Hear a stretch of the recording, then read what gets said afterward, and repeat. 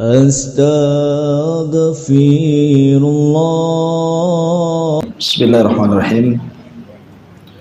Alhamdulillah wassalatu wassalamu ala Rasulillah wa ala alihi wa sahbihi wa mawalah wa la hawla wa la quwata illa billahi wa ba'du. Kajian ini sengaja saya buat live streaming di Umairah Channel. Jadi kalau nanti mau murojaah kan enak gitu ya. Tinggal klik saja di YouTube Umairah Channel. Jadi kalau suruh catat mungkin tidak keburu, sering lupa, makanya saya live-kan saja.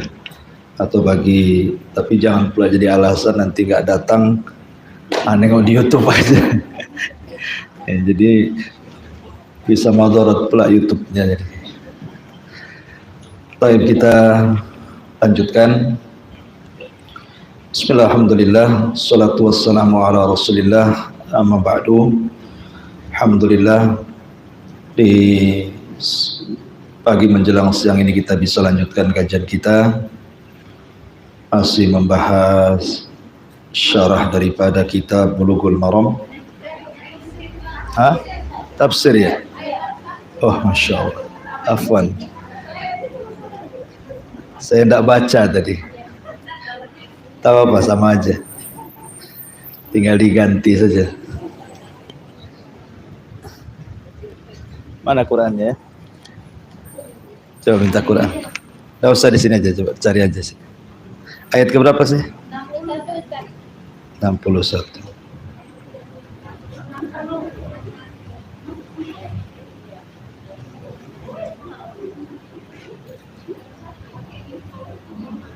Tidak usah sini aja lah, sama aja.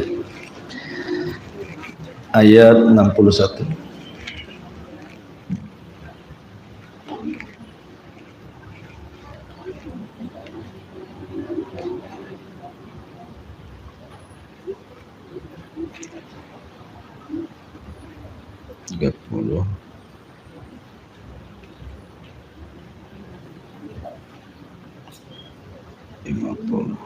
Baik.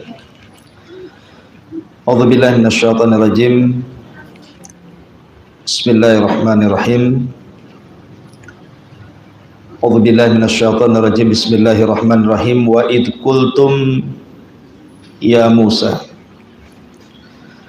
lan nasbiru ala ta'amin wahidin fad'u lana rabbaka yukhrij lana mimma tunbitul ardu min baqliha wa qithaiha wa fumiha wa adasiha wa basaliha. Qala atastabdiluna alladhi huwa adna billadhi huwa khair ihbitu misran fa inna lakum ma sa'altum wa duribat alaihimudz zillatu wal maskanatu wa ba'u bighadabin minallah dzalika bi annahum kanu yakfuruna bi ayatillahi wa yaqtuluna an-nabiyyina bighairil haqq dzalika bima asaw wa kanu ya'tadun. Allah Subhanahu wa taala berfirman, dan ingatlah ketika kamu berkata, wahai Musa, kami tidak tahan hanya makan dengan satu macam makanan saja.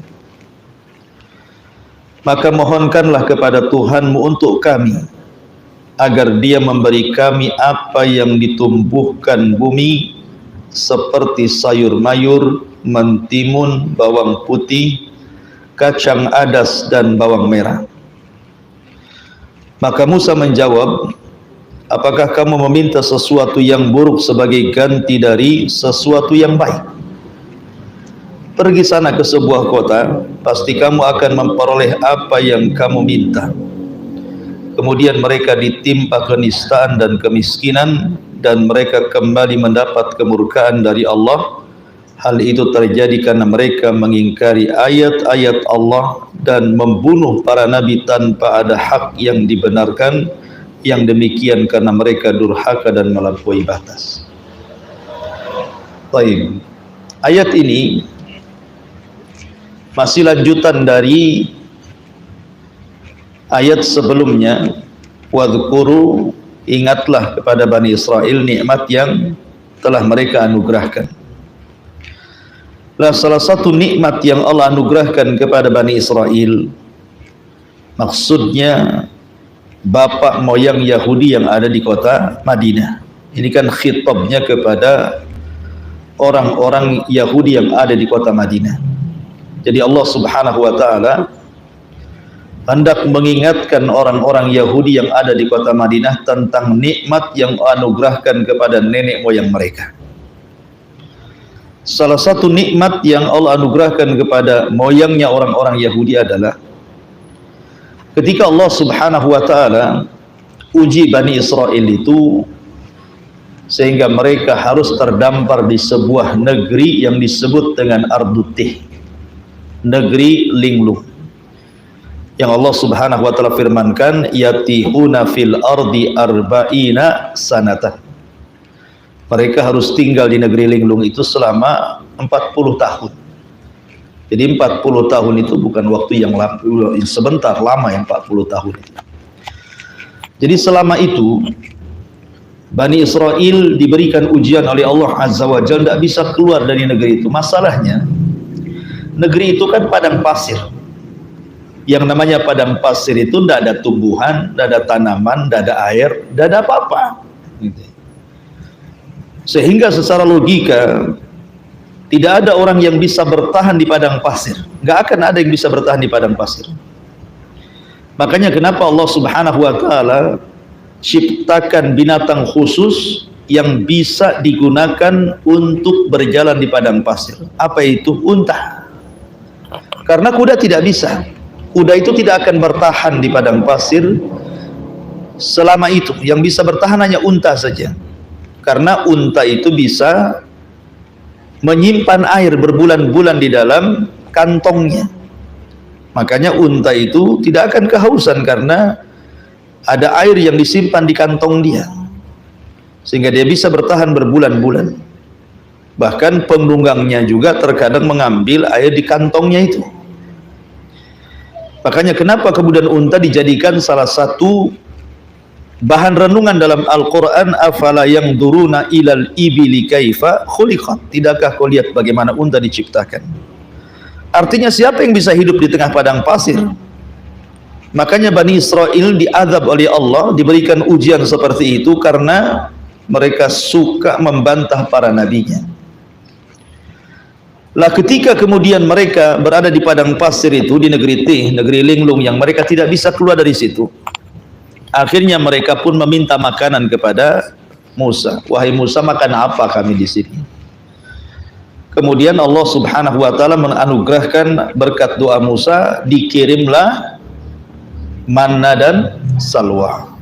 Manna itu dalam tafsir para ulama ada dua penafsiran. Bisa maknanya manna itu artinya daging sejenis burung, unggas-unggasan. Jadi burung-burung yang terbang itu tinggal ditunjuk saja, nanti jatuh sudah tinggal makan. Enak kan? Kalau ibu kan harus dimasak dulu, diulek dulu bawangnya, diulek dulu ininya, semuanya dibumbui, nanti ditunggu, digoreng, dibakar, dibumbui, macam-macam kan ya. Ini tidak, tinggal tunjuk saja jatuh tinggal makan, bayangkan. Ada juga yang diartikan manna itu artinya karunia, manna yamunnu, artinya apapun yang dikehendaki Bani Israel dari makanan itu tersedia. Mau minta apa saja dikasih, karena memang ini makanan dari Allah. Ya. Adapun salwa itu sejenis buah-buahan yang isinya ada air dan airnya itu rasa madu. Itu disebut salwa. Jadi Allah Subhanahu wa taala anugerahkan kepada Bani Israel dua makanan ini, manna dan salwa.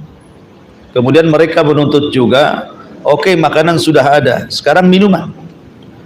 Akhirnya mereka meminta minuman, maka Musa alaihi salatu wassalam akhirnya memukulkan tongkatnya ke dalam batu. Keluarlah 12 mata air. Kenapa Allah buat 12 mata air? Nabi Musa meminta 12 mata air supaya tidak berselisih antara satu kabilah Bani Israel dengan kabilah yang lainnya, karena kan jumlahnya 12 kabilah, sehingga dibuatkan 12 sumber mata air. Kemudian mereka minta lagi, wahai Musa, berikan kepada kami pakaian, kami sudah lama tidak ganti pakaian. Akhirnya kemudian diberikan pakaian yang tidak pernah usang pakaiannya itu. Kemudian mereka minta lagi. Minta apa? Karena di padang pasir itu kan tidak ada rumah, tidak ada pohon, tidak ada naungan. Panas kan itu ya. Akhirnya kemudian mereka minta naungan. Diberikanlah oleh Allah berupa awan. Wa dhallalna 'alaikumul ghamamah wa anzalna 'alaikumul manna wassalwa, kan itu. Diberikan awan sehingga awan itu bisa menaungi mereka dari teriknya matahari. Bayangkan nikmat apa lagi yang Allah berikan kepada Bani Israel ini. Sebelumnya diselamatkan dari Fir'aun, kemudian mereka diajak jihad tidak mau, kemudian mereka diberikan makanan, minuman, naungan, pakaian. Itu sudah surga bagi mereka di Ardutih itu. Tiba-tiba mereka tidak sabar dengan nikmat yang Allah Subhanahu wa taala berikan itu. Dari sinilah kisahnya dimulai. Wa id qultum ya Musa lan nasbiru ala ta'amin wahid. Dan ingatlah ketika kamu berkata, wahai Musa, kami tidak tahan hanya makan ini saja, makan manna dan salwa saja, ini kami tidak tahan gitu ya. Fad'u lana rabbaka yukhrij lana mimma tumbitul ardu. Maka berdoalah kepada Rabbmu. Ini pun tidak beradab. Tidak beradabnya apa? Mengatakan kepada Musa, berdoalah kepada Rabbmu, seolah-olah Rabb itu Rabbnya Musa saja, bukan Rabb mereka. Harusnya kan fad'ulana Rabbana, kan itu ya. Berdoalah kepada Rabb kita, ini kepada Rabb kamu pula. Ini salah satu konteks tidak beradabnya Bani Israel kepada Nabi Musa. Mimma tumbitul ardu min baqliha. Mohonlah kepada Tuhanmu wahai Musa agar memberi kepada kami apa yang ditumbuhkan bumi, min bakliha dari sayur-sayuran, wa kisaiha dari timun-timunan, wa fumiha dari kacang-kacangan, wa adasiha wa basaliha, ya, dari bawang-bawangan. Artinya bahwa Allah sudah berikan terbaik untuk mereka itu. Sebenarnya Allah sudah berikan terbaik kepada mereka. Bagaimana tidak terbaik coba? Makanan tinggal ngambil, tinggal makan, tinggal minum, mereka hidup senang di situ. Tiba-tiba kemudian mereka ganti ingin yang lainnya, yang lebih rendah daripada yang mereka berikan dari oleh Allah Subhanahu wa taala. Mereka mencari mana dan salwa kemana lagi coba? Kalau hanya ini saja katanya Nabi Musa, ihbitu Misra, cari di tempat-tempat banyak kok itu. Kalau hanya ingin lalap-lalapan saja banyaklah. Ya. Tapi mana wasalwa, cari di mana gitu. Tetapi karena itu yang mereka kehendaki, mereka memilih dan lancang kepada nabinya, sudah diberikan nikmat yang besar, mereka kufur dengan nikmat itu. Makanya kemudian Musa alaihi salatu wassalam membandingkan makanan itu dengan mengatakan ihbitu misran fa innalakum masa'altum wa dhuribat alaihimudz zillatu wal maskanatu wa ba'u bi ghadabi minallah dzalika bi annahum yakfuruna bi ayatillahi wa yaqtuluna nabiyina bighairil haqq dzalika bima asaw wa kanu ya'tadun. Jadi kata Musa, cari ke sana. Jadi di tempat-tempat, di kota-kota di sekitar kita banyak tuh yang namanya sayuran, timun-timunan, bawang-bawangan itu. Rupanya mereka mengganti sesuatu yang khair dengan yang adna, sesuatu yang baik dengan yang rendah. Sejak itulah Allah katakan wa dzuribat alaihimudz zillah. Kemudian Allah timpakan kepada mereka kehinaan, wal maskanah, kemiskinan. Karena ketika mereka kufur dengan nabinya, diangkat tuh makanan-makanan dari langit itu. Tidak ada lagi manna, tidak ada lagi salwa, tidak ada lagi makanan-makanan lezat gitu ya. Kemudian mereka memilih makanan-makanan yang harus mencari dengan susah, dan mereka harus menanamnya. Makanya di sini Allah mengatakan dzuribat alaihimudz zillah. Akhirnya mereka merasa dihinakan lagi dan dimiskinkan lagi. Sudah enak jadi miskin. Wa ba'u bi ghadabi minallah. Dan bukan hanya itu, mereka telah mendatangkan kemurkaan Allah Azza wa Jalla. Dan memang begitu, mereka menguji nabinya luar biasa. Nabi Musa itu memang luar biasa, diuji oleh Bani Israel. Makanya wajar kalau Nabi SAW memuji Musa dengan mengatakan rahimallah akhu Musa. Sungguh Allah merahmati saudara Musa, katanya Rasulullah. Udhiya katsiran, sudah banyak ujian yang Allah timpakan kepada dia, fasabara, tapi dia pun sabar. Makanya kesabaran Musa sampai kepada tingkat azm. Makanya dia disebut ulul azmi, gitu. Karena sabarnya terhadap Bani Israel sehingga sampai tingkat kepada azam dia. Maksudnya sampai hatinya diuji, tapi dia sabar gitu ya. Bayangkan coba, ujian Bani Israel kepada Musa ini bukan hanya masalah ini ya, sampai masalah pribadi. Nabi Musa itu dituduh jangan-jangan badannya itu penuh dengan penyakit katanya. Kenapa demikian? Karena Nabi Musa itu kalau mandi tidak mau bareng-bareng. Kebiasaan Bani Israel itu kalau mandi itu di sungai bareng-bareng, mereka itu tidak mau sendiri-sendiri. Karena Musa itu orang yang paling malu, tersifati sifat malu, tidak mau rame-rame, nggak mau nampak auratnya. Ya jangan lagi cerita zaman Bani Israel, cerita ibu-ibu masih kecil gitu ya, apalagi ibu orang desa ke Batam jadi orang kota gitu ya. Kalau di desa itu mungkin 30-40 tahun yang silam itu kan masih banyak orang mandi di sungai, rame-rame bareng-bareng, semua di sungai, mulai nyuci di sungai, semua di sungai, ya kan? Mau matah-matah kangkung pun di sungai gitu ya. Sekalian ngambil kangkung dipatahin di sungai. Jadi orang dulu kan memang zaman kita saja masih kecil-kecil banyak di sungai gitu. Apalagi di zaman Bani Israel yang tahunnya lebih lama lagi. Jadi biasa mereka mandi di sungai rame-rame. Tapi Musa itu punya malu, tidak mau dia mandi sendiri. Akhirnya dituduhlah Musa itu sampai ke tingkat masalah kehormatan. Jangan-jangan Musa itu orangnya banyak cacatnya di badannya. Ada yang mengatakan jangan-jangan Musa itu tidak punya otot kayak perempuan katanya. Makanya dia malu katanya. Akhirnya kemudian karena ini sudah keterlaluan di Bani Israel, masa sampai ke tingkat seperti itu mereka bicarakan. Makanya Allah Subhanahu wa taala menolong nabinya. Ketika Musa mandi, diletakkan pakainya di atas batu, batunya tiba-tiba jalan sendiri. Dikejarlah batu itu sama Musa karena pakainya di atas batu itu masalahnya. Dikejar batu itu terus lari malah batunya. Dikejar makin kenceng batu itu. Rupanya batu itu lewat di tengah-tengah Bani Israel yang sedang mandi. Maka Bani Israel melihat, menyaksikan bagaimana badan Musa yang berotot itu. Badan Musa yang bersih, yang indah. Dari situ mereka menyadari tuduhan ini ternyata tidak benar. Ya, tetapi bagaimana Allah Subhanahu wa taala ingin membuktikan tuduhan mereka itu tidak benar. Sampai tingkat seperti itu loh Bani Israel. Bahkan ketika Nabi Musa alaihi salatu wassalam berdua dengan Harun, tidak ada kawan. Dia naik ke atas bukit di Ardutih itu berdua saja. Rupanya ketika berbincang-bincang santai, Allah berkehendak Harun harus meninggal. Maka Allah Subhanahu wa taala cabut nyawa Harun dan tidak ada yang menyaksikan satupun dari Bani Israel. Akhirnya Musa pun langsung memandikan Harun, mengkafani, menyolatkan dan menguburkan. Ketika Bani Israel kemudian tahu Harun tidak ada, kemudian ditanya aina Harun, mana Harun wahai Musa? Kata Musa nggak ada, sudah meninggal. Disitulah terjadi fitnah, Musa dituduh membunuh Harun. Coba, dia dituduh membunuh Harun, seorang nabi nggak mungkinlah membunuh nabinya.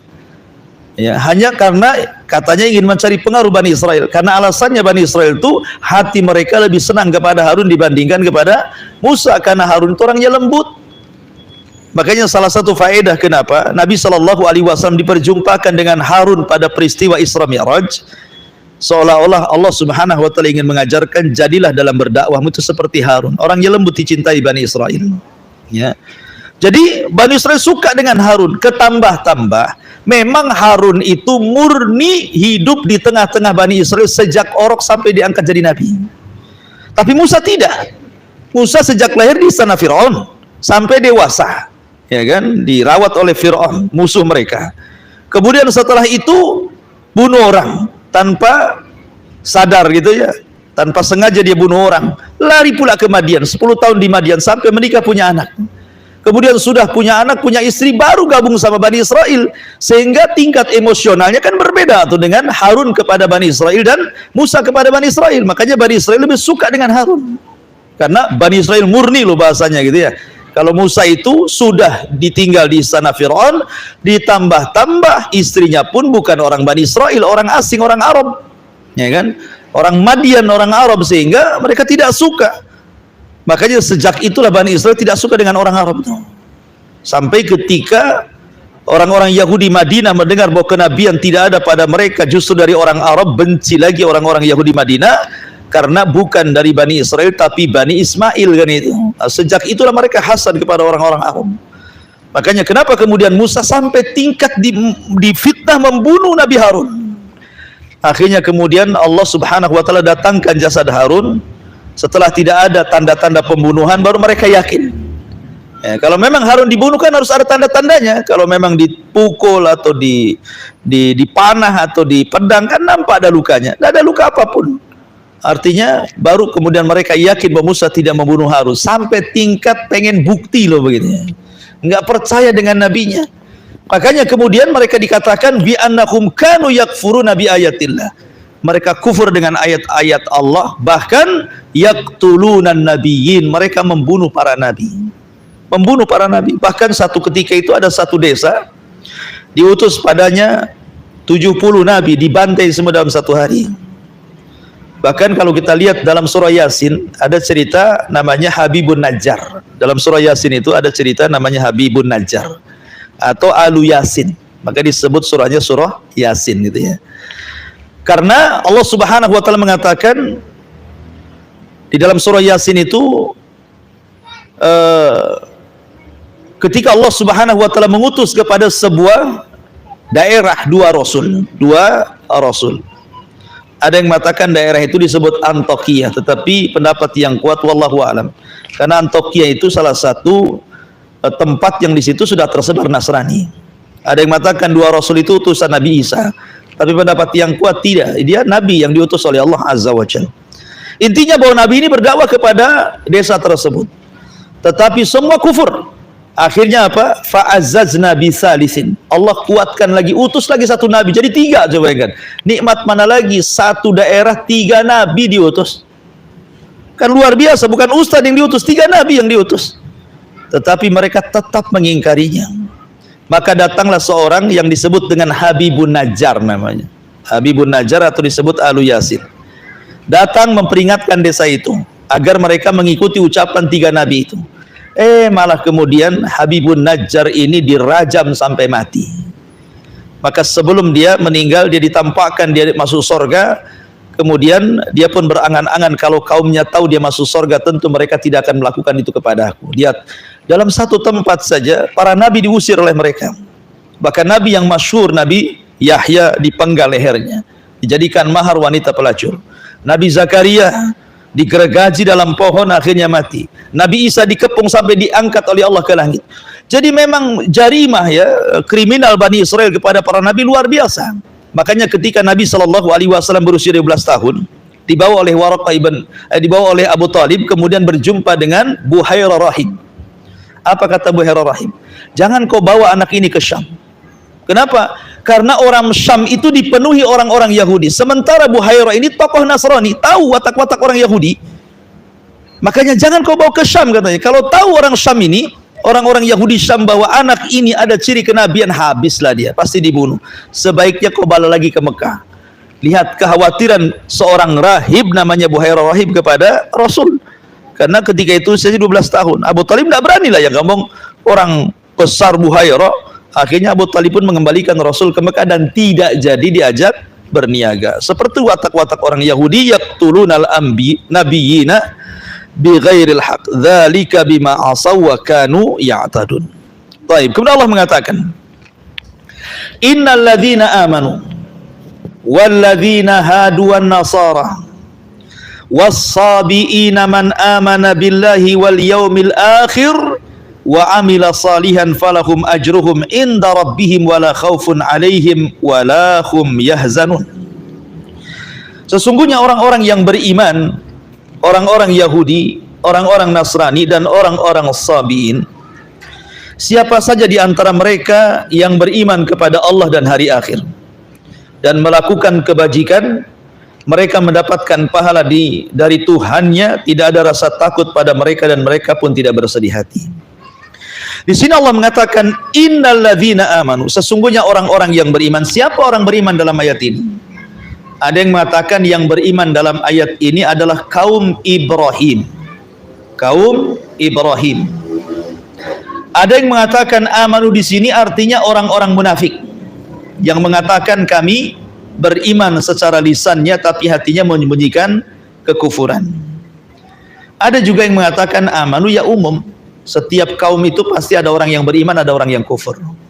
Walaupun banyak mufassirin mentafsirkan amanu di sini artinya kaum Ibrahim alaihi salatu wassalam yang beriman kepada Ibrahim. Kemudian walladzina hadu, dan orang-orang Yahudi. Kalimat Yahudi itu berasal dari nenek moyang mereka, salah satu putra Yakub namanya Yahuda. Maka keturunannya nisbatnya kepada kakek buyut mereka namanya Yahuda, jadi Yahudi. Kenapa kemudian lebih terkenal dibandingkan turunan Yakub yang lainnya? Turunan Yakub yang lainnya kan banyak, ada Ruben gitu ya, ada Samuel, ada Yasakir, macam-macam namanya. Tapi turunannya tidak dikenal. Justru yang dikenal orang-orang Yahudi gitu ya. Karena Yahuda itu turunannya semua jadi raja. Sama dengan Lawa, itu turunannya semua jadi nabi. Sehingga mereka merasa bangga karena mereka yang menguasai Bani Israel. Raja-raja Bani Israel itu turunan Yahuda. Makanya yang dikenal Yahudi. Dan akhirnya kemudian Yahudi ini menjadi sebuah nama agama. Namanya agama Yahudi, diutus kepada mereka Musa dan diturunkan kepada mereka Taurat. Kemudian wan Nasara, dan orang-orang Nasrani. Nasrani diambil dari kata-kata Al-Ansar. Kenapa mereka disebut Nasrani? Linusratihim li Isa, karena mereka selalu menolong Isa, makanya disebut Nasara.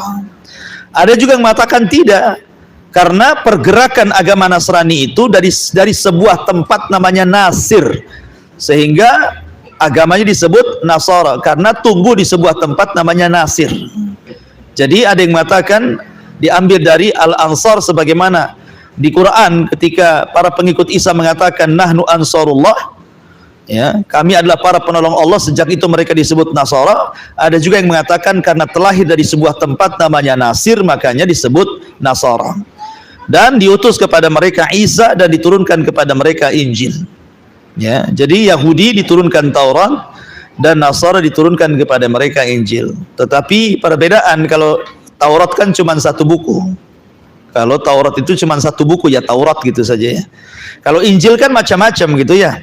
Karena Injil ini ditulis oleh 4 muridnya Nabi Isa bin Maryam. Jadi ketika Isa diturunkan Taurat, kan belum ada bukunya. Injil, Isa kan mengajarkan lewat hafalannya. Ya, lewat wahyu yang diwahyukan kepada Isa kemudian disampaikan kepada murid-muridnya. Sehingga murid-muridnya ini kan tersebar kemana-mana. Akhirnya masing-masing murid mengarang Injil. Makanya ada Injil Markus, ada Injil Matta, ada Injil Yohanna gitu ya. Jadi macam-macam Injil itu yang disepakatikan 4. Itu ditulis oleh murid-muridnya Isa. Ya, murid-muridnya Isa.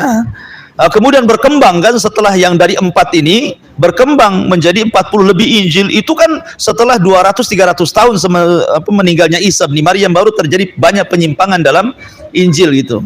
Intinya bahwa kalau Taurat ya Taurat saja, tidak ada versinya ya. Kalau Injil banyak macam-macam Injil itu. Tetapi terjadi penyimpangan setelah jauh-jauh hari. Ada yang mengatakan 200 tahun, mengatakan 300 tahun baru banyak penyimpangan. Adapun wasabiin, as-sabi itu kalau ilmu nahwu diambil dari kata as-sabi sama dengan al-qadi, namanya ismul mangkus. Dan diambil dari as-sabi itu artinya kharaj, keluar. Karena kaum sabiin ini dia suka masuk keluar agama. Jadi pertama agama ini keluar, cari lagi agama lain keluar, mana yang cocok oleh mereka itu disebut sabi namanya. Orang yang keluar masuk agama. Intinya nggak punya agama karena keluar masuk agama masalahnya as-sabi ini kan. Tetapi ada juga yang mengatakan as-sabi di sini dia cabang atau bagian daripada ahlul kitab. Kalau tidak Yahudi ya Nasrani gitu ya. Karena ini pendapat Abu Hanifah rahimahullah taala bahwa sabiin itu bagian daripada ahlul kitab. Ada juga yang mengatakan as-sabiin itu artinya pengikut Nabi Yahya. Pengikut Nabi Yahya. Itu disebut as-sabiin. Wallahu a'lam. Tetapi yang jelas bahwa di sini Allah hendak membuat tartibuz zamani, tartib secara waktu. Kan disebut innalladzina amanu, ini mengisyaratkan ke zaman Ibrahim gitu ya. Ini waktu yang pertama. Kemudian setelah itu walladzina hadu kepada zaman Nabi Musa.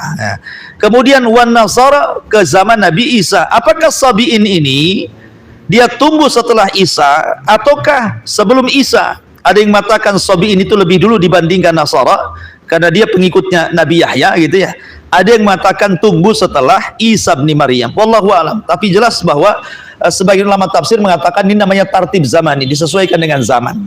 Tetapi apakah kalimat ini, kalimat surah Al-Baqarah 62 ini dimaksudkan setelah kedatangan Islam ataukah dimaksudkan sebelum kedatangan Islam?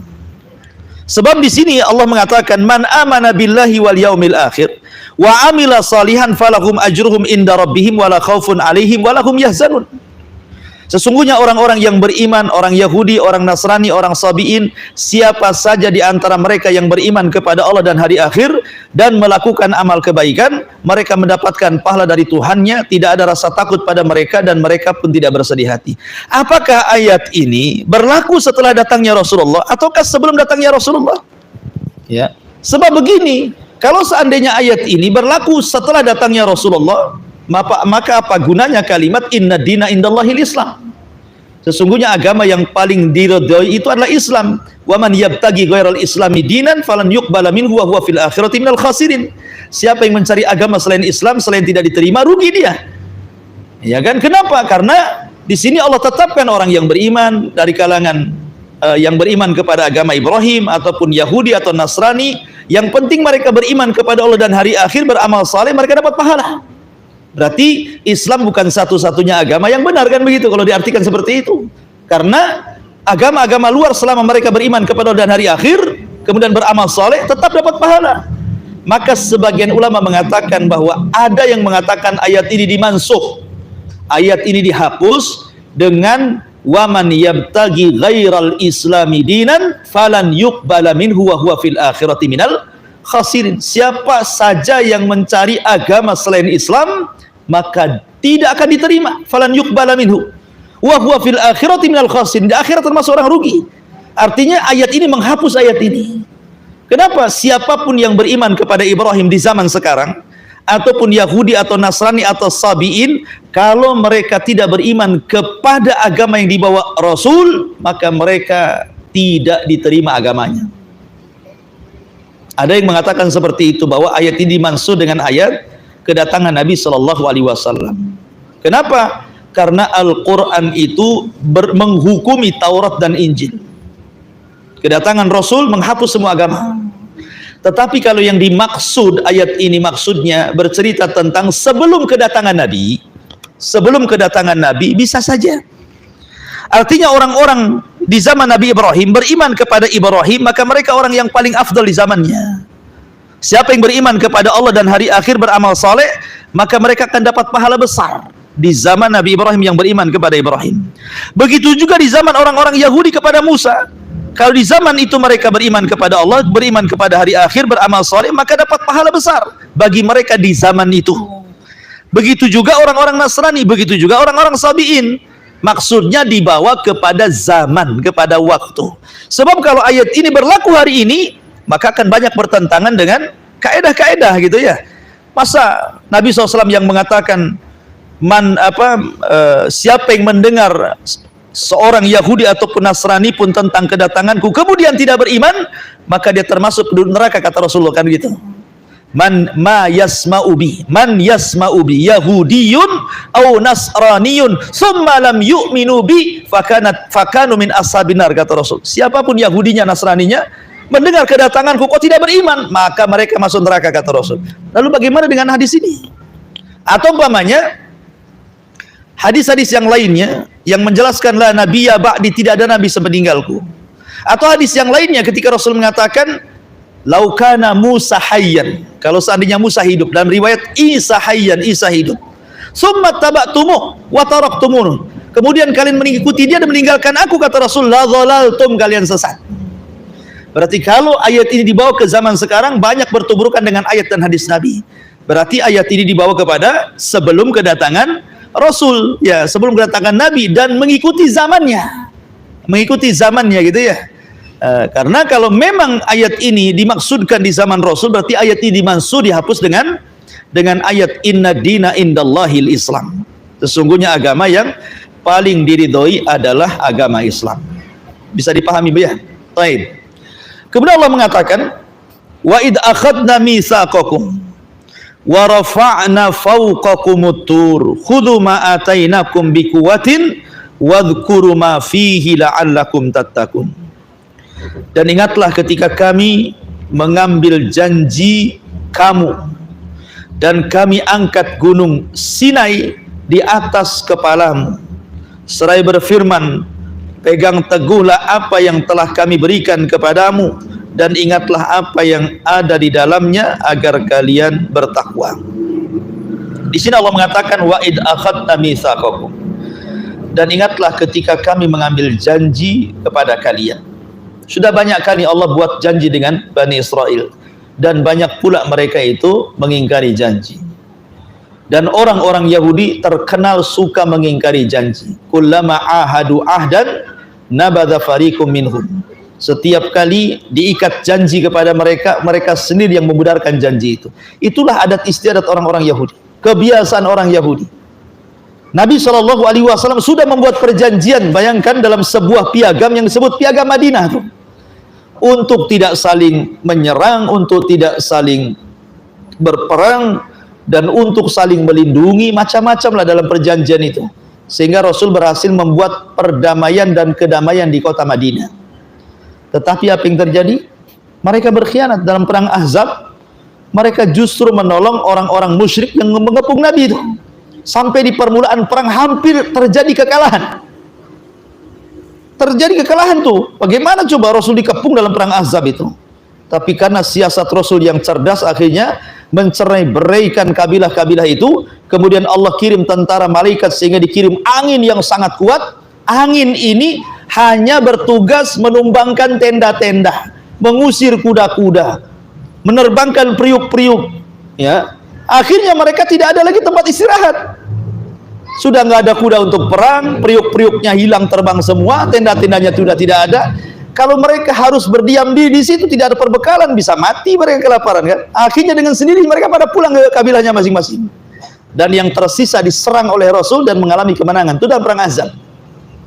Makanya karena Rasul ketika perang Ahzab menang, kemudian Rasul hendak meletakkan pedangnya, Jibril datang dalam bentuk Dihyatul Kalbi dan mengatakan, "Hai Muhammad, malaikat lo belum meletakkan pedang, kau pula meletakkan pedang. Ambil lagi pedangnya." Kata Rasul, "Harus mana lagi yang kami perangi?" Kata Jibril, "Allah memerintahkan berangkat ke orang-orang Yahudi Bani Quraidah karena mereka berkhianat. Mereka bersekongkol dengan orang-orang musyrik. Serang mereka." Langsung Nabi SAW mengambil pedangnya, dikumpulkan para sahabat dan mengatakan, "Idhabu ila Bani Quraidah fala tusalliyana ahadakumul asra illa fi Bani Quraidah." Serbu Bani Quraidah. Jangan sholat asar di jalan kecuali sampai di Bani Quraidah. Walaupun kenyataannya ada yang sholat asar di jalan, ada juga yang sholat asar di Bani Quraidah, dan Rasul membenarkan dua-duanya. Artinya bahwa di sini bagaimana orang-orang Yahudi berkhianat, akhirnya diusir dari kota Madinah.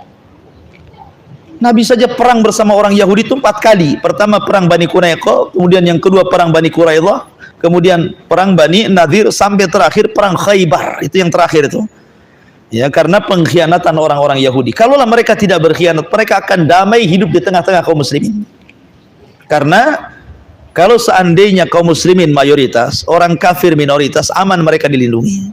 Coba sebaliknya, orang Islam minoritas, orang kafir mayoritas, nggak akan tenang hidup kita. Walaupun kita mungkin tidak terancam jiwanya, tetapi Islam akan terancam. Susah kita mau beribadah kepada Allah Azza wa Jalla. Nah, di sini Allah mengatakan wa id akhadna mitsaqakum.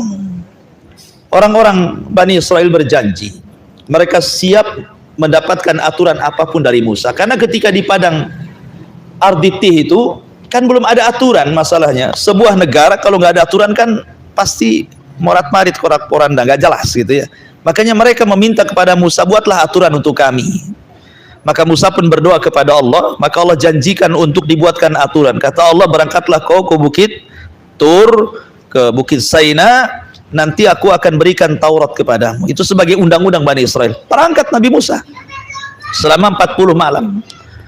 Rupanya 40 malam itu, namanya Bani Israel memang terkenal degil kan. Yang ditinggal bermasalah, yang ikut juga bermasalah. Coba bayangkan, dua-duanya bermasalah. Ya. Yang ditinggal menyembah patung anak sapi yang dibuat Samiri, 70.000 sesat murtad. Yang ikut pula bermasalah. Ketika sampai di Bukit Tur, mereka mengatakan, lan nu'mina laka hatta narallaha jahra. Musa, kami tidak akan beriman dengan kenabianmu sampai kami melihat Tuhanmu dengan mata kami, gitu ya. Kan bermasalah dua-duanya, gitu ya. Orang jahilnya bermasalah nyembah patung, orang cerdasnya bermasalah kufur, minta Tuhan diperlihatkan. Dua-duanya diazab, ya kan? Pertama, orang-orang yang ikut dengan Nabi Musa, fa akhadat kumus sa'iqatu antum tangdurun. Datang halilintar, membunuh mereka semua, jumlah mereka 12. Mati semuanya. Tetapi karena karunia Allah dan rahmatnya, apa yang terjadi? Tsumma ba'atsnakum min ba'di mautikum. Kemudian kami hidupkan kembali setelah kematian kalian. Baru mereka sadar bahwa permintaan seperti itu tidak boleh. Jangankan mereka, Musa saja minta ditampakkan kepada Rabbnya dengan mengatakan, arini ya Rabb, tampakkan dirimu wahai Rabb. Allah Subhanahu wa taala tidak menolak permintaan Musa, tetapi Allah Subhanahu wa taala mengukur kekuatan Musa, sanggup nggak melihat dia. Kata Allah, walakin dur ilal jabal, kau lihat gunung batu Saina itu wahai Musa. Fa in istaqarra makana fasawfa tarani, aku akan menampakkan diriku di gunung itu. Kalau gunung itu tidak hancur, kau bisa melihatku, katanya. Falamma tajalla rabbuha lil jabali ja'alahu zakka. Tiba-tiba ketika Allah menampakkan kepada gunung, gunung itu hancur berkeping-keping sehingga suaranya memingsankan Nabi Musa. Fasara Musa sa'iqa, Musa pun pingsan. Ketika dia bangun, dia mengatakan, tubtu ilaika, aku tobat ya Rabb, aku enggak jadilah minta melihat dirimu. Kalau enggak, hancur Musa seperti hancurnya bukit. Artinya di sini bahwa Musa sendiri tidak sanggup. Jangan meminta sesuatu yang mustahil, gitu ya. Tetapi Bani Israel degil, makanya mereka disambar petir, mati semua. Tetapi memang Allah karim, tetap aja dibangkitkan lagi, akhirnya hidup lagi. Ini yang cerdas-cerdasnya nih. Yang cerdas-cerdasnya saja kurang ajar, gitu ya. Gimana yang jahil-jahilnya yang ditinggal?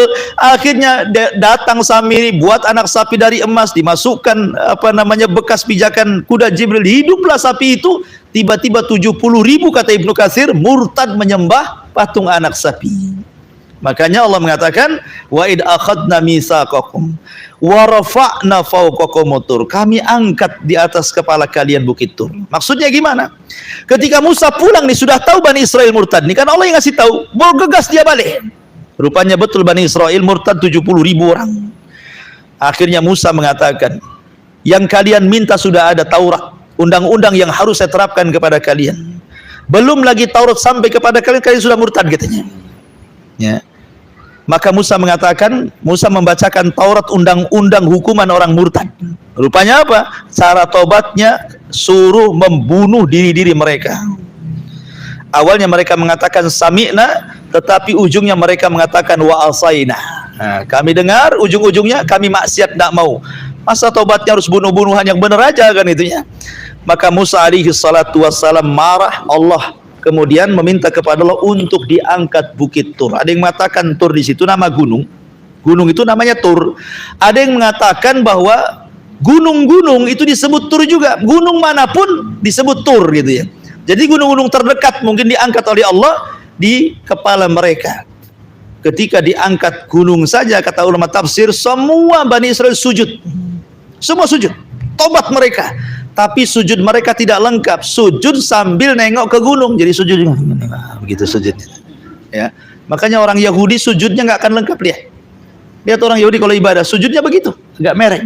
Ya, karena ngikuti bapak moyang mereka masalahnya.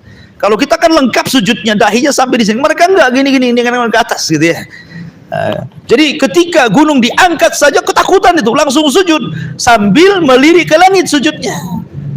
Maka Musa mengatakan, khudhu ma atainakum biquwah, ambil aturan Taurat ini dengan sungguh-sungguh. Kalau kalian ingin tobat, tobat sungguh-sungguh. Ya, la'al wadhkuru ma fihi la'allakum tattaqun. Dan kalian ingat apa yang ada dalam isi Taurat ini agar kalian bertakwa. Kalau kalian mau tobat, ya tobat sungguh-sungguh lah, jangan main-main gitu. Apa tobat sungguh-sungguhnya? Faqtulu anfusakum dzalikum khairul lakum inda bariikum fataba alaikum innahu huwat tawwabur. Bunuh diri-diri kalian. Itu lebih baik. Kenapa? Mati di atas bunuh-bunuhan sebagai tobat jauh lebih baik, karena mati di atas tobat daripada mati ditimpa bukit Tur di atas kesyirikan. Milih mana? Kalian mati di atas kekufuran atau mati di atas keimanan? Kalian bunuh-bunuhan, berarti kalian tobat, kalian mati di atas keimanan. Tapi kalau tidak mau, kami benturkan bukit itu di atas kepala kalian, mati juga kalian di atas kesyirikan. Akhirnya kemudian mereka memilih mati di atas keimanan. Akhirnya terjadilah bunuh-bunuhan satu dengan mereka. Makanya Allah mengatakan, khudhu ma atainakum biquwwatin wadhkuru ma fihi la'allakum tattaqun. Tapi apa yang terjadi? Summa tawallaitum min ba'di dzalik falaula fadlullahi 'alaikum wa rahmatuhu lakuntum minal khasirin. Kemudian setelah itu kalian berpaling lagi. Coba kan, Bani Israel juga tahu kawan-kawannya sudah bunuh-bunuhan tuh. Artinya itulah balasan yang Allah perintahkan sebagai tobat mereka. Kemudian setelah itu kamu berpaling lagi. Maka sekiranya bukan karena karunia Allah dan rahmatnya kepadamu, pasti kamu termasuk orang-orang yang rugi. Artinya rahmat dan karunia Allah kepada Bani Israel terlampau banyak. Terlampau banyak. Bayangkan mereka sudah murtad, kemudian mereka hendak mengancam membunuh Harun. Ketika mereka menyembah anak sapi itu kan, Harun berusaha mencegah mereka, jangan. Tapi mereka malah membunuh Harun, ketakutanlah Harun. Makanya dibiarkan mereka murtad. Makanya Musa datang, yang pertama disalahkan Harun gitu ya. Dia dijambak rambutnya, ditarik janggutnya, dan disalahkan. Sampai Harun mengatakan, wahai anak ibuku, janganlah kau tarik janggutku, janganlah kau jambak rambutku. Aku ini orangnya lemah, mereka sudah hendak membunuhku gitu. Aku takut kau menyangka diriku itu memecah belah Bani Israel, katanya. Lepaskan wahai Musa, dilepaskan. Jadi tetap saja Allah itu rahim kepada mereka. Rahmat Allah diberikan kepada Bani Israel luar biasa. Ya. Jadi walaupun demikian mereka tetap diampuni. Walaupun dengan cara bunuh-bunuhan kan, itu rahmat dari Allah. Sudah menentang nabinya, menyembah patung anak Samiri, masih juga tobat, diampuni Allah. Makanya Allah mengatakan, falaula fadlun, ya, kalau bukan karena karunia Allah, falaula fadlullahi alaikum wa rahmatuhu, dan kasih sayang Allah, lakuntum minal khasirin. Kalian mungkin sudah termasuk orang-orang yang rugi. Artinya diadab sebelum tobat. Bisa saja kan diadab sebelum tobat, tapi mereka masih diberikan kesempatan tobat loh oleh Nabi Musa. Sama dengan orang-orang yang meminta kepada Allah untuk ditampakkan Tuhan, akhirnya disambar petir, dihidupkan lagi, diberikan masa tobat. Bisa saja Allah biarkan mereka mati. Kalau mereka tidak dihidupkan ke dunia, mereka mati di atas kekufuran. Kenapa? Karena mereka meminta sesuatu kufur. Minta agar Allah diperlihatkan, itu kan kekufuran. Tetapi Allah Subhanahu wa ta'ala dengan karunia dan rahmatnya menghidupkan lagi mereka. Coba bayangkan. Dan itu menunjukkan bahwa rahmat Allah itu luas. Rahmat itu Allah luas. Sebesar apapun dosa Bani Israel tetap diberikan kesempatan. Dulu di zaman Bani Israel, Nabi SAW mengatakan, ada rajulun asrafa ala nafsihi. Seorang laki-laki yang hidupnya dipenuhi dengan dosa terus. Tidak sampai Rasul mengistilahkan falam ya'mal khairan qat. Laki-laki ini tidak pernah mengamalkan satu kebaikan pun. Bayangkan. Dari mana kita tahu bahwa orang ini tidak pernah mengamalkan satu kebaikan pun? Rasul yang ngomong seperti itu. Artinya betul-betul tidak pernah berbuat baik. Dan hari-harinya berbuat dosa terus. Masalahnya sebelum dia mati, ketakutan dia. Sehingga saking takutnya menghadap Allah, karena dia tahu kalau dia mati dengan maksiat yang ia lakukan, pasti Allah akan mengadab dia yang belum pernah Allah adab siapapun di alam semesta. Makanya dia mengatakan kepada anak-anaknya, sini kalian. Kemudian dia mengatakan, wa immitu fa ahrikuni. Kalau aku mati, bakar aku, katanya. Nanti debunya kalian taruh di laut-laut yang berbeda. La in qadirallahu, kalau Allah mampu membangkitkan aku, la yu'adzibani adzaban la yu'adzibuhu ahadun minal alamin. Pasti Allah akan mengadab diriku dengan adab yang tidak pernah dirasakan siapapun di alam semesta ini. Takutnya sampai seperti itu. Akhirnya dia tidak tahu bahwa innallaha ala kulli syai'in qadir. Maka Allah bangkitkan dia, betul-betul Allah bangkitkan. Abunya dari mana-mana laut terbang jadi satu, kemudian jadilah dia. Dihadapkan dia di hadapan Allah. Allah mengatakan, ma hamalaka ala ma fa'alta ya fulan. Apa yang membawa kamu melakukan seperti itu wahai fulan? Maka dia mengatakan, khasyatuka ya Rabb, karena takutku kepadamu. Ketika melihat keikhlasan dia karena takutnya kepada Allah, maka Allah mengatakan kepada para malaikatnya, ashidu ya malaikati anni qad ghafartu lahu. Saksikan wahai malaikatku, aku sudah ampuni dosa orang ini. Lihat, orang ini tidak pernah beramal satu amalan pun sama sekali, tapi karena al khaufu minallah, takutnya kepada Allah luar biasa, Allah katakan ghafartu lahu, ampuni dia. Menunjukkan apa? Rahmat Allah lebih luas dibandingkan kemurkaannya gitu maksudnya. Ya, kalau orang datang kepada Allah dengan membawa keikhlasan, pasti Allah akan ampuni. Tukang sihir Fir'aun, hidupnya sihir, sihir itu kan kesyirikan. Tidak pernah mengamalkan amalan kebaikan sama sekali tukang sihir Fir'aun itu. Ketika duel bersama Nabi Musa, kalah. Akhirnya mereka pun bertobat dan sujud. Maka Fir'aun mengatakan, amantum qabla an adana lakum. Kalian beriman sebelum aku izinkan? Iman saja harus izin Fir'aun kan itu ya. Lucu nih. Akhirnya sujud, tetap aja mereka nggak mau. Diterima sujudnya. 1 kali seumur hidup dia sujud. Cuma 1 kali, ketika itu saja dia sujud kepada Allah. Sebelumnya mereka belepotan dengan sihir dan syirik.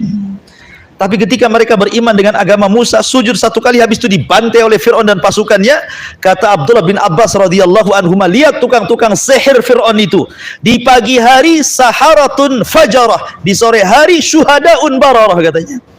Di pagi hari mereka tukang sihir yang jahat, di sore hari sudah mati syahid dan baik katanya gitu.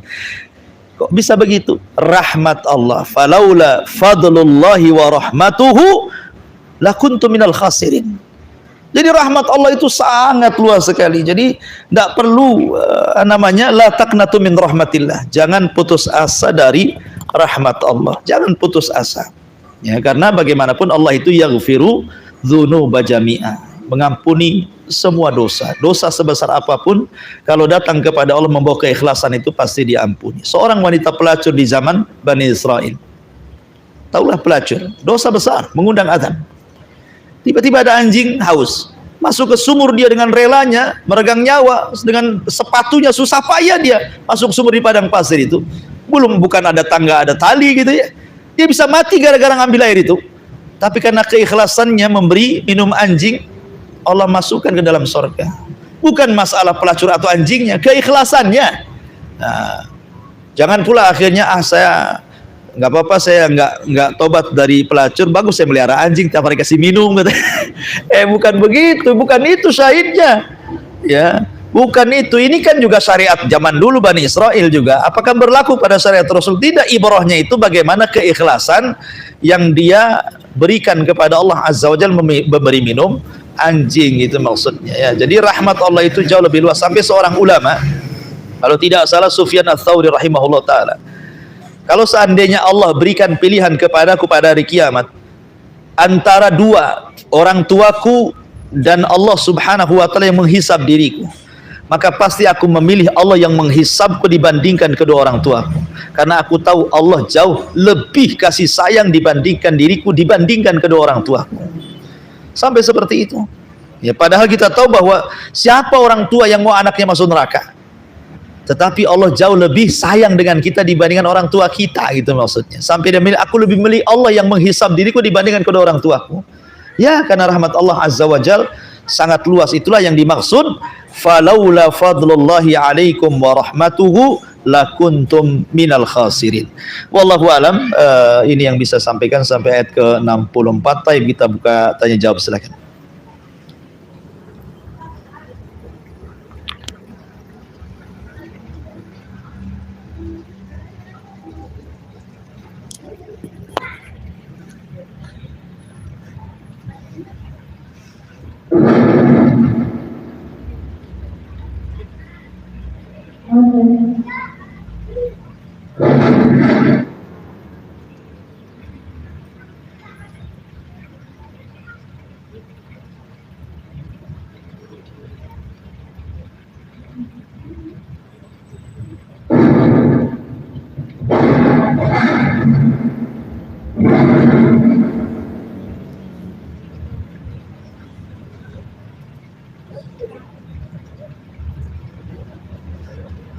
Ya, silakan.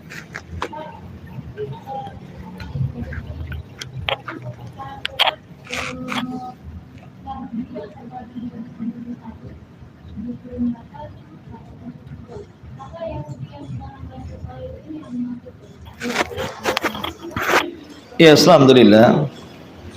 Tentang hadis iftiraqul ummah, hadis perpecahan umat ini, di mana Nabi Shallallahu Alaihi Wasallam mengatakan iftaraqatil yahud ala ihda wa sab'ina firqatan wa iftaraqatin nasara ala isnaini wa sab'ina firqatan wa sataftariku hadil umma ala salas wa sab'ina firqatan kulluhum finnar illa wahid, gitu ya. Yahudi akan terpecah menjadi 71, Nasrani 72, Islam 73. Ini bukan pembatasan. Islam saja lebih daripada 73. Artinya di sini asasnya dari 73 yang satu direct masuk surga, yang 72 terancam neraka, ini asasnya. Dari 72 itu tercabang kemana-mana sehingga ratusan bahkan ribuan, kan itu ya. Begitu juga Nasrani, jangan sangka Nasrani tidak pecah, jangan sangka Yahudi tidak pecah. Perpecahan mereka juga banyak, makanya Allah mengatakan tahsabuhum jami'an wa qulubuhum syatta. Kau lihat mereka bersatu, tidak, mereka itu juga pecah belah. Ya, mereka banyak pecah. Saya itu punya kawan orang Nasrani, orang Kristen, cerita kok, ya, bahwa dia itu beribadah di satu gereja, di depannya ada gereja lagi. Itu nggak akur satu gereja dengan gereja itu, nggak akur. Ngomong apa gitu, gereja ini nggak suka. Jadi saya tanya, kenapa kalau kami orang Islam ini kadang-kadang di masjid ini, kadang-kadang di masjid itu, kadang-kadang lihat khotibnya, dia nggak mau masuk gereja depannya itu. Artinya kan terjadi perpecahan di tubuh-tubuh Nasrani juga, sama dengan orang Islam juga. Artinya ada orang yang taat, ada orang maksiat, ya hampir semua agama seperti itu. Ya. Tetapi maksud hadis itu maksudnya bahwa dari Yahudi yang satu selamat, yang lain terancam neraka, dari Nasrani yang satu selamat terancam neraka, dari Islam juga yang satu selamat, yang lain terancam neraka. Maksudnya dibawa ke zamannya. Diukur kepada zamannya. Ya, zaman Yahudi di zaman itu masih mereka berkuasa, artinya masih menjadi rujukan agama. Yahudi di zaman Nabi Musa, iya, yang satu yang ikuti Nabi Musa ya yang selamat, yang lainnya terancam. Begitu juga Isa, begitu juga Rasul Shallallahu Alaihi Wasallam. Jadi dibawa kepada zamannya, bukan kepada zaman sekarang. Karena di zaman sekarang ini siapapun Yahudi, siapapun Nasrani, mereka harus beriman kepada Islam. Kalau mereka mengakui adanya kenabian SAW, maka mereka dapat 2 pahala. Artinya kalau di masa mereka, di agama mereka, mereka orang taat, kemudian masuk Islam menjadi taat, maka double pahalanya. Seperti Abdullah ibn Salam. Abdullah ibn Salam tokoh Yahudi Madinah, masuk Islam. Ya, makanya dia mulia di masa Yahudi, kemudian masuk Islam, lebih mulia lagi di masa Islam. 2 pahala dia dapat. Ya, ketaatan zaman dulu dihitung. Dan kejahatannya dihapus, karena Islam itu yahjubu ma qabla, menghapus yang sesudahnya. Seperti bayi yang baru dilahirkan orang mu'alaf itu. Ya, artinya bahwa hadis tentang iftiraqul ummah itu maksudnya dibawa kepada zamannya masing-masing. Karena kalau sudah sekarang eranya Islam yang memansuh semua agama, tidak berhak siapapun kecuali ikut Nabi. Harusnya seperti itu. Wallahu a'lam.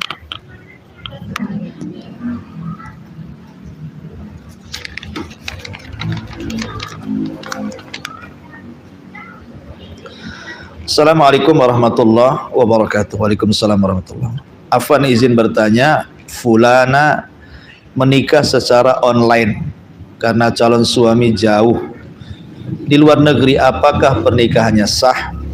2.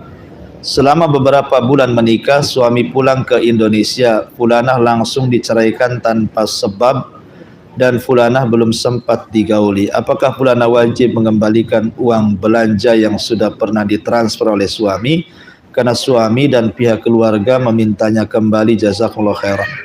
Ya, alhamdulillah. Pernikahan online difatwakan para ulama kalau tidak ada unsur penipuan sah-sah saja. Apalagi sekarang sudah ada video call, nampak calon suaminya, nampak walinya gitu ya. Lain dengan zaman dulu masih pakai handphone jadul, hanya terdengar suaranya saja. Nah, jadi insya Allah kalau fatwa-fatwa yang saya baca sah-sah saja. Bahkan di negeri kita juga di masa pandemi pihak majelis ulama sering melakukan seperti ini, nikah online. Artinya sudah disahkan oleh aturan negeri kita, sah nikah online dengan syarat-syarat yang berlaku tentunya dalam syariat Islam. Ada saksi, ada wali, ada mempelai gitu ya, termasuk juga mahar. Sah secara hukum Islam insyaallah. Kemudian tentang masalah pemberian suami selama dia menjadi istrinya, apakah perlu dikembalikan? Tidak usah dikembalikan. Ya. tidak usah dikembalikan. Ketika dia menjadi suami, walaupun jauh, sudah hak suami kalau sudah jadi istri ya dinafkahi. Dinafkahi kan gitu. Tetap dinafkahi, masa habis dinikahi dibiarin? Dia kan perlu makan, perlu ini, perlu itu kan. Sebab kalau sudah menikah itu bukan tanggung jawab orang tuanya, tapi tanggung jawab suaminya. Orang tuanya sudah berlepas diri. Berarti dia hak tanggung jawab makan, minum, tempat tinggal itu dibebankan kepada suami. Ya. Bahkan mungkin si istri bisa ngitung gitu ya. Selama berapa tahun mamanya nggak dinafkahi, dalam pengadilan bisa dituntut itu. Ya, masalah nafkah bisa dituntut gitu. Adapun soal tidak menggauli atau belum digauli, ya salah sendiri namanya orang yang jauh kan gitu ya. Tapi kan sah nikahnya, apakah kemudian langsung diceraikan? Kalau diceraikan itu tidak, jangankan lagi nafkah, mahar pun tidak dikembalikan. Kalau diceraikan lah ya. Lain kalau dia nuntut cerai, khulu. Nah, kalau khulu lain lagi, mahar dikembalikan. Kalau diceraikan apa? Ya kan? Kalau diceraikan sudah dikasih mahar, mana lagi maharnya? Nggak bisa gitu ya. Walaupun mahar itu sebagai penghalalan seseorang menggauli pasangannya. Nah, masalahnya kan suami yang menceraikannya. Lain kalau khulu, ya kan? Ibu belum digauli, maka ibu harus dikembalikan maharnya. Karena ibu yang minta gitu. Kalau ini kan suami yang menceraikan gitu ya, maka tidak perlu dikembalikan uang belanjanya. Ngapain dikembalikan? Ya, apalagi di sini zalim suaminya. Kenapa zalim? Menceraikan tanpa ada sebab. Lah apa sebabnya? Kok langsung diceraikan ini? Ini kan zalim namanya kan. Ini kezaliman apa lagi kan? Kalau nggak ada sebab tiba-tiba diceraikan, ini sudah kategori makruh perceraiannya. Ya, jadi tidak perlu dikembalikan. Ngapain dikembalikan? Allahu a'lam.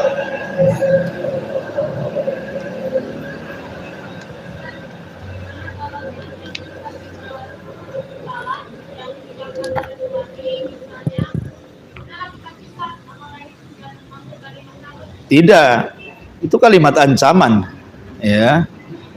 Kalimat itu bukan kalimat cerai, itu mengancam karena mungkin ada perkara-perkara dalam rumah tangga, mungkin yang membuat kesal suami, atau mungkin istri kesal ngomong begitu nggak dijadikan hulu juga. Umpamanya dia kesal sama suami, ngomong udahlah kita pisah saja, apakah hulu? Tidak. Ataupun sebaliknya, suami lagi kesal, udah kita pisah saja. Tidak, kecuali kalau jelas-jelas khitabnya anti talib, saya ceraikan kamu. Kalau sudah ngomong begitu kan jelas tuh. Itu sudah tidak lagi tedeng aling-aling, mau sungguhan, mau main-main, mau istrinya nggak tahu, tetap jatuh. Ngomong gitu di kamar mandi, saya ceraikan kamu katanya.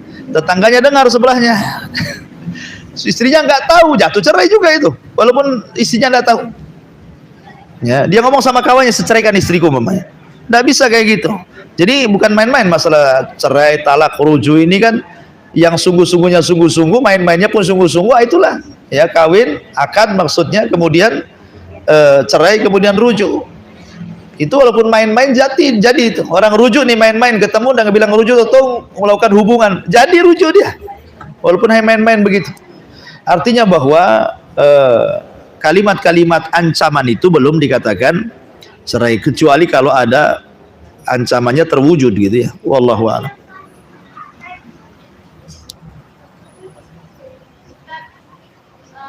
Kadang ada yang jadi permasalahan ketika suami melakukan menceraikan istrinya, apakah perlu ada saksi? Tidak. Sebagian ulama memang diperlukan saksi. Sebagaimana dia nikah ada saksi, maka ceraikan pun disyaratkan saksi. Tapi pendapat yang kuat dalam hal ini wallahu alam, tidak perlu ada saksi. Ya, cerai itu tidak perlu ada saksi, sebagaimana rujuk pun tidak perlu ada saksi. Ya, rujuk tidak perlu ada saksi, rujuk saja. Kecuali kalau sudah talak bain. Kalau talak raj'i tidak perlu ada saksi, ya rujuk gitu saja. Ya, berdamai kedua-duanya atau melakukan hubungan sudah rujuk, nggak perlu ada saksi. Ya, sebagaimana cerai pun demikian, nggak perlu ada saksi. Kalau dia sudah mengatakan saya ceraikan kamu, jelas kalimatnya, maka jatuh cerai. Berbeda kalau tidak jelas. Seperti begini, ilhaqi bi ahlik, dalam bahasa Arab itu, karena saking emosinya suami, sudahlah aku pulangkan kau ke rumah orang tuamu. Ini kalimat talak gaira sharih namanya ya, talak dengan kalimat yang masih samar, sehingga kalimat ini perlu ditanyakan. Tapi jangan ditanyakan di waktu suami ngomong begitu. Kalau ditanyakan ketika suami ngomong gitu pasti cerai. Ya, ingat ya Bu ya, kalau suami mengatakan ya sudah, pulang aja, ikutin keinginannya. Tapi nanti kalau sudah mungkin seminggu, 2 minggu baru ngomong, maaf bang, kemarin tuh ngomong gitu apa maksudnya? Kalau sudah reda emosinya kan pasti nggak akan cerai. Pasti paling dia ngomong ya biar kamu kapok aja kan itu ya. Tapi kalau pas ngomongnya saya pulangkan ke orang tuamu, maksudnya apa bang? Ya saya ceraikan aja, jadi itu. Ya, jadi maksudnya kasih jeda lah gitu ya. Karena biasanya suami ngomong begitu kan karena sebuah emosi. Ya, makanya kalau itu turuti saja. Nah, nanti kalau sudah seminggu 2 minggu baru tanya betul-betul. Maksudnya apa bang ini? Oh cerai ya, sudah cerai berarti. Kalau sudah jelas jawabannya. Tapi kalau memang kadang-kadang kan spontanitas suami ngomong begitu karena emosi biasanya kan. Karena cerai itu kan tidak terbangun kecuali karena emosi. Makanya ada namanya orang marah sampai mutbik, ini tidak sah. Kalau marahnya sampai mutbik, maksudnya mutbik itu sampai menghilangkan akal. Saking marahnya akhirnya terpaksa saya ceraikan. Walaupun dia mengatakan anti tolik, tidak jatuh talak. Kalau marahnya sampai mutbik, maksudnya sampai nggak sadar apa yang diucapkan. Tapi kalau marahnya masih sadar itu karena akumulasi, biasanya kan akumulasi, mungkin karena terlalu banyak masalah akhirnya ditumpuk sampai ketika klimaksnya ada masalah, itulah jeger di situ ya. Nah itu sah-sah saja. Tapi kalau tidak ada masalah, ujung-ujung ada masalah kemudian emosi banget gitu ya, tahu-tahu mengucapkan kalimat cerai tanpa sadar, nah itu tidak jatuh cerainya. Itu namanya ghadban mutbik, itu tidak sampai, kata ulama tidak sampai jatuh.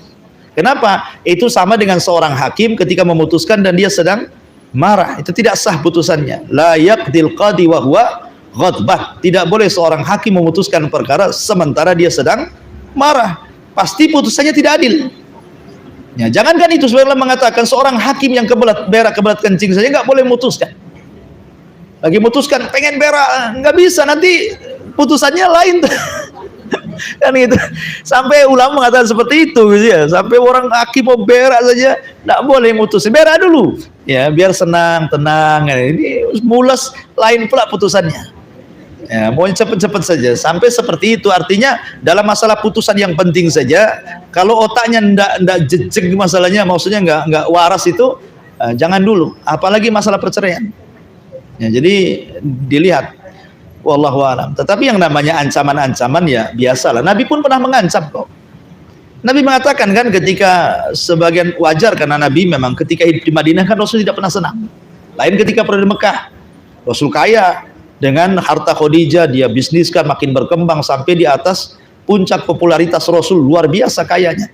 Tapi setelah di usia 40 tahun diangkat jadi Nabi, dia sudah tidak jadi bisnismen lagi. Memang dihabiskan kekayaannya untuk dakwah. Sehingga ketika hijrah ke Madinah tidak ada satupun yang dibawa gitu. Apalagi Khadijah sudah meninggal. Sehingga hidupnya miskin. Ya, hidupnya susah. Sampai kata Aisyah 3 bulan berturut-turut loh kami di dapur tidak ada satupun asap ngepul gitu, sampai susahnya. Sehingga wajar ya namanya perempuan akhirnya kubu-kubuan, namanya orang poligami pasti ada kubu-kubuan. Lah, ada kubu satunya ini mulai manas-manasi.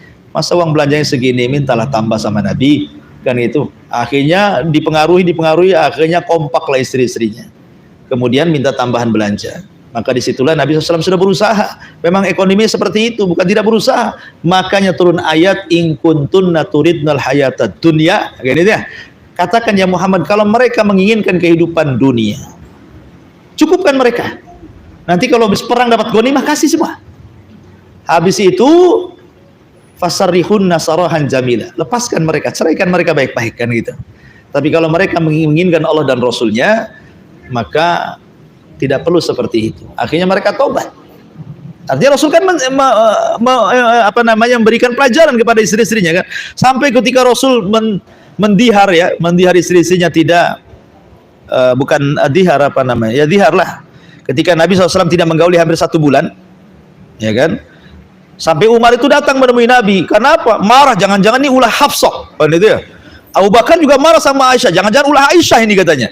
Dimarahi anak-anaknya itu. Sampai Umar akhirnya karena tersebar, orang-orang munafik menyebarkan isu semua istri diceraikan Nabi. Nah, akhirnya Umar datang menemui Rasulullah. Ketika itu Rasul berada di samping kandang kuda. Jadi bukan di kandang kudanya, ada gubuk lah macam itu, sampingnya kandang kuda. Rasul tidur di pelapah kurma. Rasul kemudian Umar izin minta masuk. Ketika melihat Rasul bergaris-garis akibat tidur bekas pelepah kurma, itulah Umar menangis. Ya Rasul, aku sudah sering datang ke Kisra, ke Kaisar, raja-raja mereka enak loh tidurnya. Mereka ada yang dayang, makan enak. Kok ini seorang Nabi masa kayak gini gitu ya. Maka Rasul mengatakan, ya Umar, sesungguhnya kita dimuliakan dengan Islam. Gitu ya, kita dimuliakan dengan Islam. Siapa yang mencari kemuliaan bukan karena Islam, adzallahullahu, pasti Allah akan hinakan dia. Ya, dari situlah maka Umar pun menangis. Dan akhirnya setelah 1 bulan kemudian turun ayat dan rujuklah Nabi SAW. Artinya dihar bukan talak gitu ya. Intinya bahwa Nabi SAW pernah bersumpah untuk tidak menggauli istri-istrinya selama 1 bulan. Terjadi juga, artinya kalau kita mau rinci, satu Nabi itu pernah menceraikan istrinya kemudian rujuk, seperti kisah Hafsah. Rasul menceraikan Hafsah tapi kemudian rujuk karena malaikat Jibril mengatakan, ya Rasulullah, Hafsah itu istrimu yang paling ahli ibadah, kalau siang puasa, kalau malam sholat malam gitu ya. Jangan kau ceraikan dia istrimu di sorga. Akhirnya Rasul rujuk. Rasul pernah nikah kemudian mencerainya dan tidak pernah rujuk, seperti kasus Ibnatul Jaun. Rasul menceraikan. Ibnatul Jaun ini orang asing, cantik orangnya, tapi dipengaruhi istri-istrinya karena cemburu. Suruh ngomong kalimat yang dia tidak paham isinya, tapi kalimat itu menyinggung perasaan Nabi. Ya. Nanti kalau datang Nabi, bilang saja a'udzubillahi mink, katanya. Aku berlindung dari Allah dari kamu. Harusnya kan dari setan, bukan dari Nabi gitu. Marahlah Nabi. Akhirnya Nabi mengatakan, ilaki bi ahlik. Udahlah, kau pulang aja ke rumah orang tuamu, kata Nabi. Ya, Nabi menceraikan dengan cara tidak soreh kan, tapi Rasul tidak rujuk lagi. Artinya pernah menceraikan dan tidak rujuk. Dan Rasul pun pernah mengancam istri untuk bercerai. Dan Rasul menangani perceraian para sahabat. Dan Rasul menangani hulunya para sahabat. Kenapa Nabi SAW kalau begitu enggak sempurna rumah tangga Nabi? Kok Nabi pernah bercerai rujuk, pernah bercerai tidak rujuk, pernah mengancam? Kalau gitu rumah tangga Nabi apa bedanya dengan kita? Beda, karena perceraian Nabi itu jadi syariat. Kalau Nabi tidak pernah melakukan seperti ini, kalau sekarang umatnya bercerai, gimana cara solusinya? Kan jadi solusi akhirnya. Oh, kalau cerai rujuk begini cara rujuknya, kalau cerai tak rujuk begini cara rujuknya, kalau mengancam cerai begini cara mengancamnya. Jadi akhirnya di syariat. Ya, jangan dilihat dari sisi Nabi juga bercerai, apa salahnya katanya. Bukan begitu pendalilannya. Nabi menceraikan baik-baik, ya kita menceraikan kayak apa saja kan gitu. Jadi harus dibedakan tasyri dengan yang tidak tasyri itu. Ya, wallahu alam, ini di antara faedah pertanyaan saya kira cukup.